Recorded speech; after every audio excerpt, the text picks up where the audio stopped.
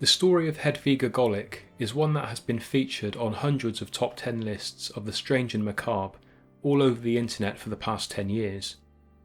The details given are usually the same and limited to a few paragraphs. There are so many conflicting accounts that some believe it to be no more than urban legend. I've tried my best to dig a little deeper and make sense of it all. The city of Zagreb is the largest in Croatia and the country's capital. Around 50 years ago, when Croatia was still part of communist Yugoslavia, a woman named Hedviga Golik lived in a small loft apartment at number 77 Medveščak Street, a 4-storey building in the district of Medveščak. Miss Golik was well known by her neighbours, but when she was seen for the last time, most sources say the year was 1966, it was assumed that she had simply moved away. After all, she had spoken about moving to Macedonia, so her sudden disappearance didn't come as a shock. The 42-year-old's absence was accepted, and over time eventually forgotten by most. All the while, the door to her apartment remained firmly locked. It appears that since as early as the 1980s, a question had hung over the abandoned apartment. Who truly owned it? The neighbours, some who had been children when Hedviga Golik was last seen, claimed to have been responsible for paying the property tax for the place, even though they believe she had moved away decades ago. Why they would do this is unclear, but there is another claim that says the architect who built and furbished the apartment was the true owner, and had gifted the apartment to Miss Golik in 1961 when she moved to Zagreb from the city of Rijeka in the west of Croatia. The ownership of the property is a grey area. During the Yugoslavian communist era, before Croatia gained independence in 1991, many homes were confiscated and became property of the state. A property restitution law was passed in the early 90s, meaning homes were returned to the owners. But as it was unclear who was the owner, the tenants of the apartment building found themselves in a complicated legal predicament. In 1991, the local housing authority received a request from tenant Mirko Hovatic to break into the apartment to see if there was any signs of life or evidence of ownership. They refused.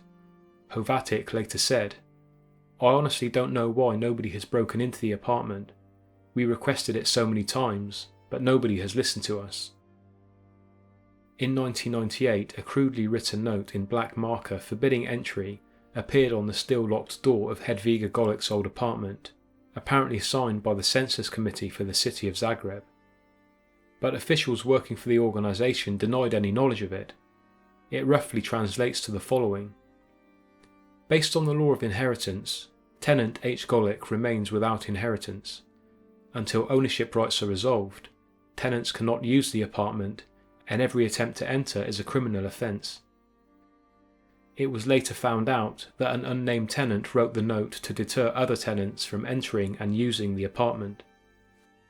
It would take a further 10 years before any action was taken.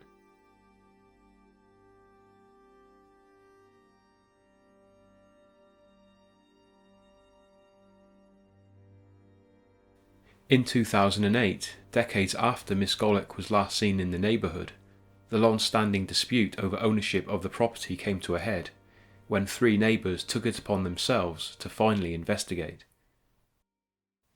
At 4 p.m. on Monday, May the 12th, 2008, Hedviga Golik's former living space, isolated from the rest of the building by a set of steps and a hallway, was finally forced open. What those people of 21st century Croatia found was a place suspended in time, a time of the Yugoslavian communist era. The 20-square-foot apartment was awash with cobwebs, which covered hundreds of artifacts from a time before some of them were born. It was clear that the place had remained untouched for decades. Tenant Saimi Ungar would go on to tell reporters in the days that followed, "When I entered, I noticed something on the bed of this tiny dark apartment. I ran out and we called the police." Most accounts claim that Miss Golik's partially mummified remains were found sat in front of the television, but the previous quote supports the other version of the story that says she was lying on her bed with a tea-stained cup placed on the bedside table. At least one window in the apartment was said to be open, diminishing any odour, and was the reason given for no one noticing the rotting corpse all those years ago. An autopsy took place on Thursday, May 15, 2008. Pathologist Davor Strinovic said that she had likely died from natural causes, but after so much time it was impossible to say for sure. Of course, there was always the unlikely scenario that the remains were not Miss Golik's, but when her identification papers were found close to her body, and the age of the deceased matched that of Miss Golik's, it was decided that it was her. Jadranka Markic, who was 9 years old at the time of Golik's disappearance, said, "She was a quiet woman who kept herself to herself. She was polite. We all thought that she had just moved out and gone to live with relatives." There are various conflicting versions of events to consider.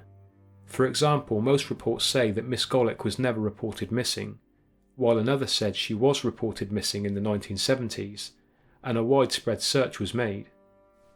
The year in which she was last seen is also up for debate. When this story first hit the newspapers, the last sighting of Miss Golik was most commonly given as 1973, meaning her body had remained undisturbed for 35 years. 1966 was the year given by many other news outlets, making it 42 years. 1967 was also given as the year Miss Golik was last seen, allegedly in the company of 2 unidentified men. Forensic experts concluded that she had died around 40 years before her discovery, so any of the given dates could be correct.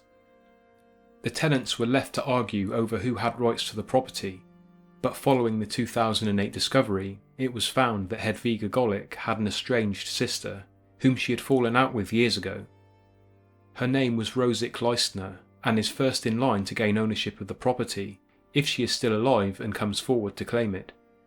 There is no mention of efforts to find Rosik Leistner. Some say that ultimately the property's value will be shared between the remaining tenants. Others say that if it is not claimed by Miss Golik's sister, it will become property of the state. I was unable to find what became of the property, or even where Miss Golik was laid to rest. I've tried my best to piece together what little information I have about Hedviga Golik's life.